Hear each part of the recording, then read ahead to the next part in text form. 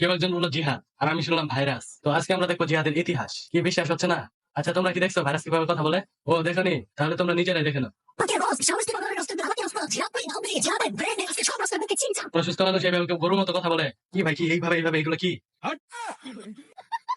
এইভাবে কেউ কথা বলে?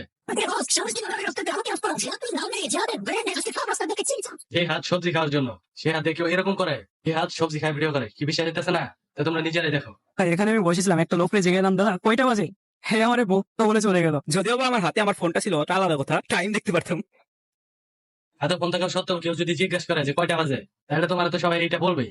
ব্রো দিনে কয়বার? 3 থেকে 4 বার। কি কি? ব্রো দিনে কয়বার? 3 থেকে 4 বার। হাট! ও আচ্ছা, আমি যেটা ভাবতেছি তোমরা কি সেটাই ভাবতেছো? তোমার গার্লফ্রেন্ড 4 বারের বেশি দেয় না। এটা ঠিকই আছে, কারণ তোমরা দেখলেই বোঝা যায়।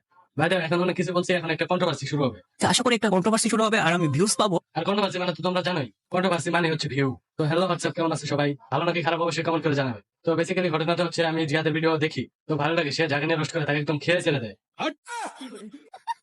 মানে একদম পচায় ফেলে। সো হ্যালো ভিউয়ার্স, আজকের মতো ভিডিওটা এই পর্যন্তই। সবাই ভালো থাকবেন, সুস্থ থাকবেন। ভিডিওটি কেমন লাগলো কমেন্ট করবেন, ভালো লাগলে like, comment, share and subscribe করে যাবেন।